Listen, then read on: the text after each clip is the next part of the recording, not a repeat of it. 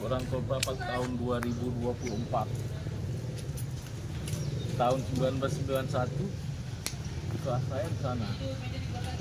Kemudian waktu kelas 1 di situ. Waktu kelas 2 di sana. Ini SMA 1, namanya dulu SMA 1 Rantau Prapat. Sekarang SMA Negeri 1 Rantau Selatan. Semangat. Reuni.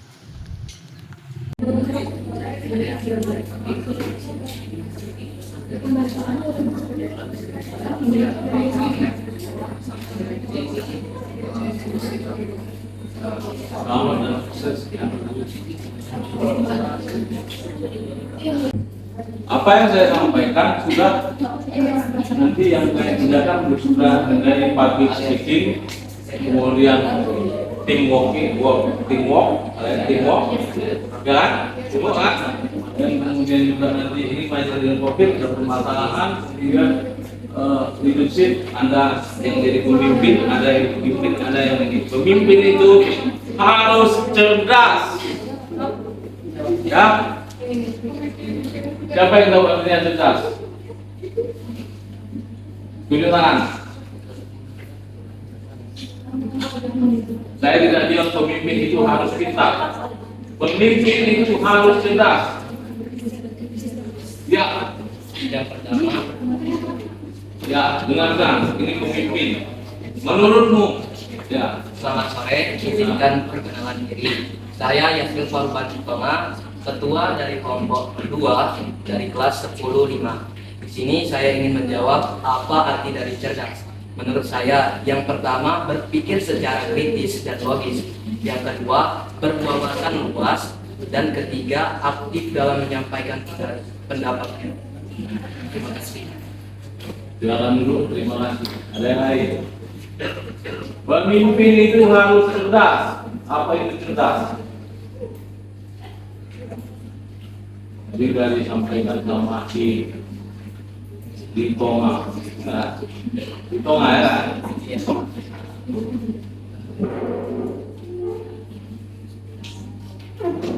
Pintar. Anda kalau pintar, aku belajar untuk belajar menjadi anak yang pintar. Apa yang pintar?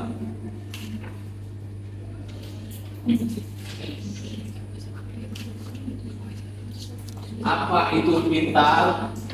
Pemimpin itu harus cerdas karena di dalam Islam, mohon maaf yang Nasrani ada, yang Nasrani ini, yang Nasrani, ya kalau di dalam Islam, Khalifah Rasyidin, artinya adalah pemimpin yang cerdas. Ya. Kebetulan adik-adik waktu saya di Padang di sana ada 45 pesantren dan sekolah-sekolahnya. Saya hampir setiap minggu masuk ke sekolah dan pesantren, dan saya juga mendapatkan penghargaan dari masyarakat tentang seringnya berkunjung bertemu dengan adik-adik belajar, diberikan motivasi. Anda mau jadi apa ke depan? Di Padang Lawas, ya, silakan dilihat di YouTube judulnya Pengayom, karena kunjungan saya ke sekolah dan pesantren. Pintar, ya. Ya, izin perkenalkan diri. Nama saya akan Jalan Siregar, ketua dari kelompok 3. Saya juga dari kelas 10-1. Izin menjawab, apa itu pintar? Pintar adalah kemampuan seseorang untuk memahami sebuah pelajaran ataupun mengenai pelajaran. Tetapi menurut saya, pintar berbeda dengan cerdas. Karena menurut saya, orang yang pintar belum tentu cerdas, tetapi orang yang cerdas sudah pasti pintar. Dan juga, walaupun kita pintar ataupun kita cerdas, kalau kita tidak memiliki adab, itu sama saja kosong. Karena dalam Islam disebutkan bahwa al-adab fawqul ilmi, atau adab terdepan baru ilmu. Terima kasih. Dalam dulu, tepuk tangan.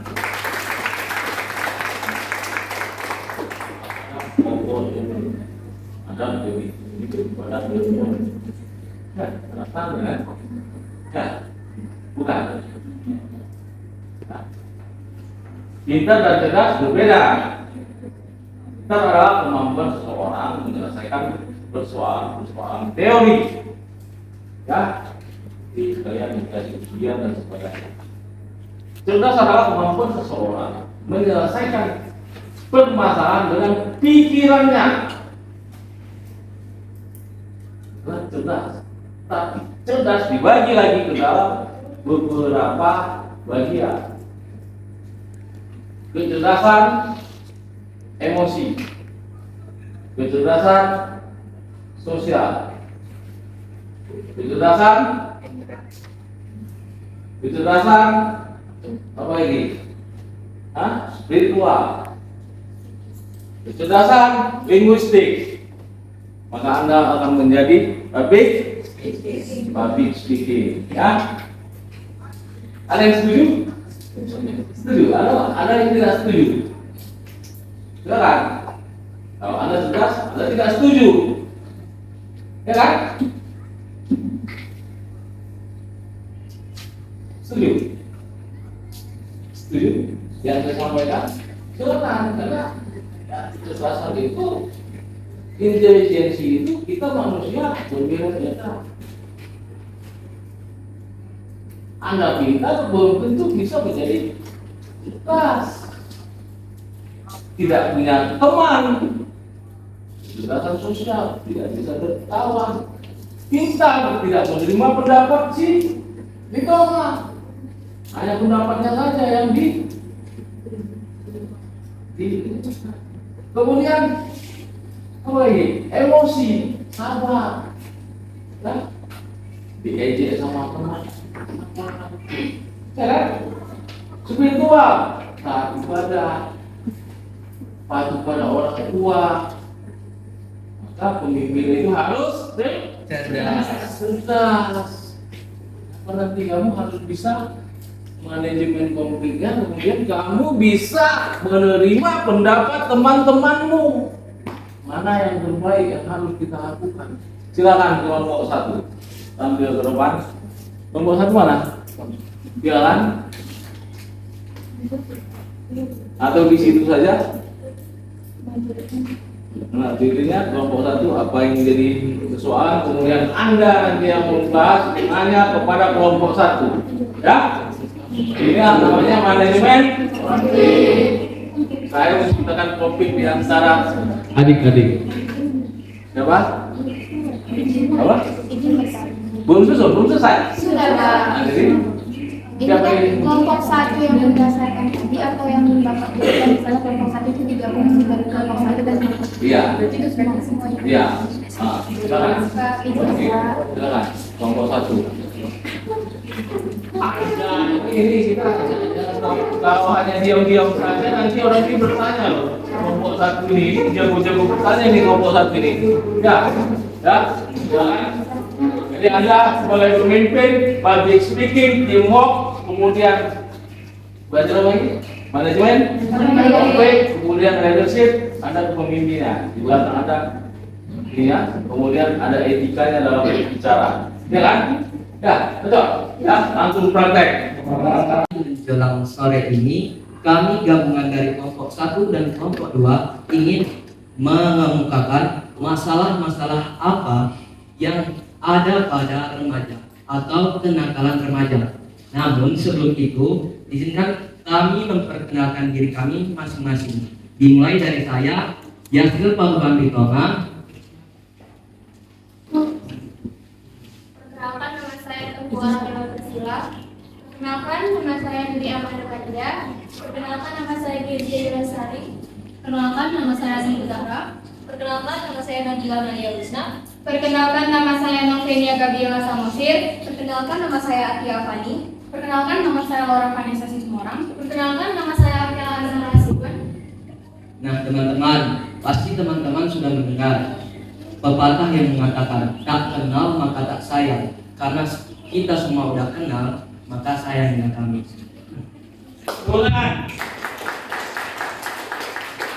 Baiklah, kenakalan pertama adalah merokok.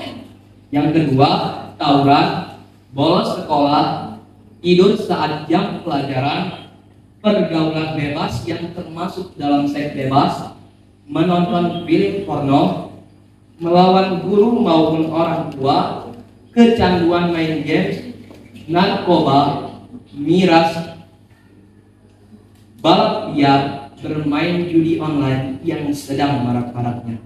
Itu adalah beberapa masalah yang dapat kami cari pada remaja. Terima kasih. Sekian. Wassalamualaikum warahmatullahi wabarakatuh. Waalaikumsalam warahmatullahi wabarakatuh. Kelompok dua silakan yang mau ditanyakan. Setuju atau tidak setuju atau apa? Anda adalah orang yang cerdas, menyelesaikan permasalahan dengan pikirannya. Kalau kamu hanya menerima apa yang disampaikan teman kamu yang di depan ini, maka kamu kurang cerdas. Silakan bertanya, ataupun kamu menentang ataupun dan sebagainya. Kelompok dua.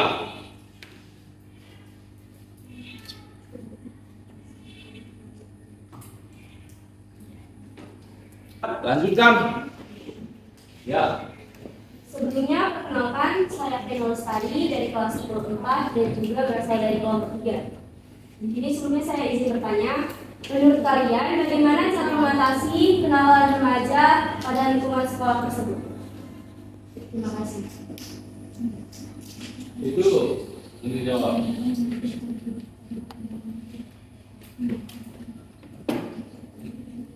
Itu sudah menjadi tugasnya kelompok 3 saya sebut. Mana menyelesaikan? Tanya lagi sama kelompok saya.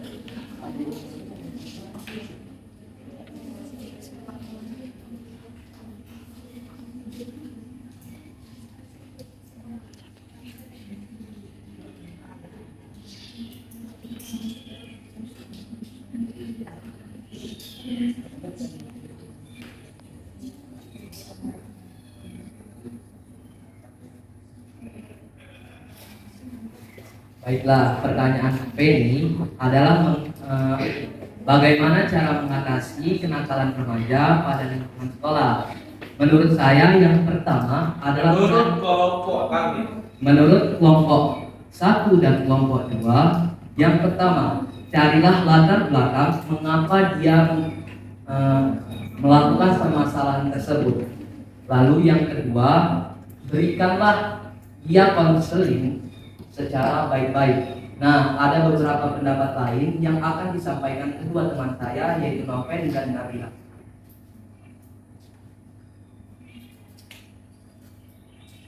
Dan untuk mengenai konseling yang akan diberikan kepada anak yang bermasalah itu, kita bisa melakukannya dengan cara menemukannya dengan orang tuanya dan menemukannya dengan guru BP-nya di sekolah. Nah, dengan itu siswa yang bermasalah beserta orang tua dan guru BP-nya bisa berdiskusi bersama-sama apa mau si anak ini, sehingga dia seharusnya tidak melakukan itu lagi. Nah, mereka bisa berdiskusi bagaimana cara terbaik untuk menghentikan si anak ini. Nah, solusi yang ketiga yang akan disampaikan oleh teman kita, Nabila. Baiklah, solusi selanjutnya adalah bagi anak-anak yang terkena konflik dalam masyarakat sekitar atau konflik remaja yang ada, bisa dengan mengaktifkan diri di kegiatan-kegiatan yang positif, mengikuti berbagai organisasi maupun ekstrakurikuler, baik intrakurikuler juga. Jadi untuk mengatasinya itu bisa kita banyak-banyak melakukan hal-hal yang positif, dan juga kita dapat mendekatkan diri kepada Tuhan Yang Maha Esa melalui ibadah. Sekian dan terima kasih. Lagi tanya lagi, Pak. Lagi? Ya, tuh. Terima kasih sebelumnya kesempatan kepada kelompok kami untuk memberikan pertanyaan.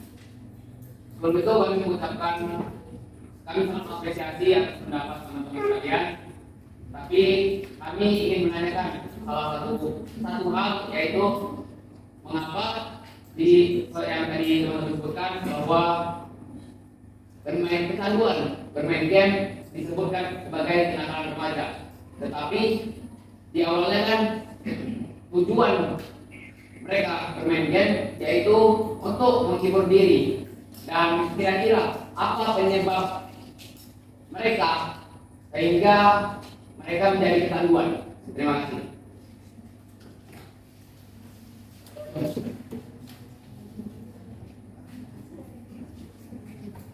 Ini masa saya menyatakan kenakalan remaja di lingkungan sekolah. Apakah yang disampaikan beliau itu kenakalan remaja di lingkungan sekolah? Saya jelaskan. Apakah kenakalan yang disampaikan oleh kenakalan di lingkungan sekolah?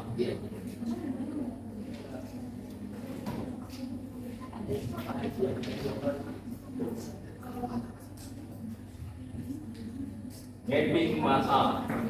Ya. Masalah yang saya sampaikan adalah kenakalan remaja di lingkungan sekolah. Apakah yang mereka sampaikan ada di lingkungan sekolah?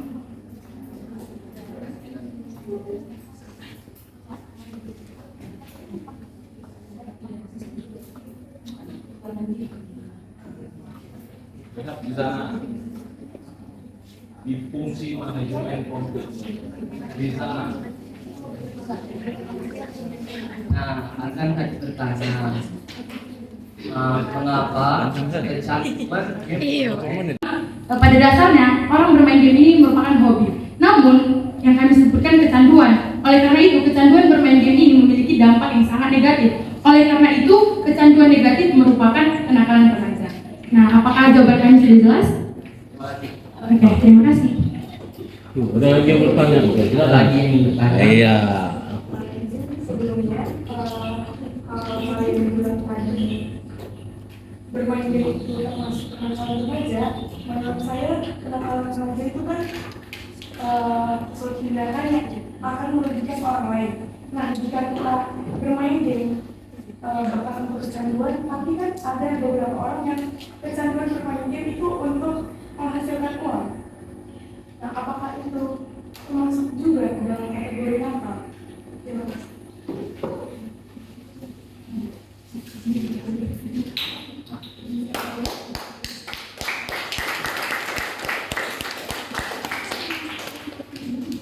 Namanya kalau setelah Anda kuliah, Anda bisnis grafis, ya, digital, ya kan?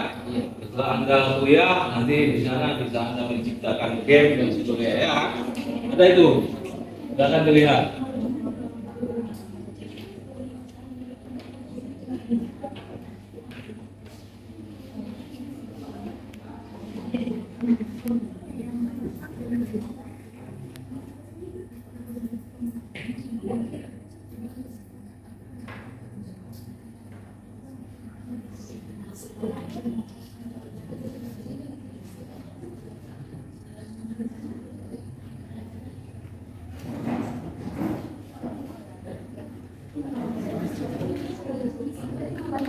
Bilang bahwasanya tidak ada struktur semua itu bermain game itu adalah hal negatif.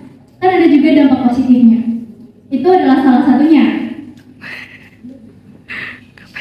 Tapi lebih banyak negatif yang terkandung di dalam bermain game online. Contohnya itu seperti kita di dalam kelas, banyak teman laki kita yang bermain game seperti ML, FF, dan lain sebagainya. Di dalam guru yang sedang mengajari muridnya dan menjelaskan juga itu adalah hal yang negatif di sekitar kita. Dan untuk faktor positif itu terlihat dari diri kita sendiri. Kalau misalnya kita bermain game berpikir bahwasanya kita bisa mendapatkan uang dari situ, kita akan melakukannya. Tapi jika orang lain memikirkan itu adalah hal yang negatif, mereka akan tetap negatif. Ya, sekian, terima kasih. Ada tambahan yang disampaikan? Izin saya menambahkan, perlu kita ketahui di dalam game online itu ada yang namanya top up. Pasti teman-teman sudah mengetahui itu. Nah, tadi di kenakalan remaja juga ada kami sebenarnya menuliskan hal mencuri. Nah, top up ini tentunya memerlukan uang. Terkadang biaya top up lebih besar daripada biaya uang saku kita. Ini menyebabkan banyak remaja yang menjadi timbul rasa ingin mencurinya. Oleh karena itu, sudah jadi dua kenakalan remaja yang ada pada dirinya. Yang pertama, kecanduan main game online, dan yang kedua itu penyebab dari kecanduan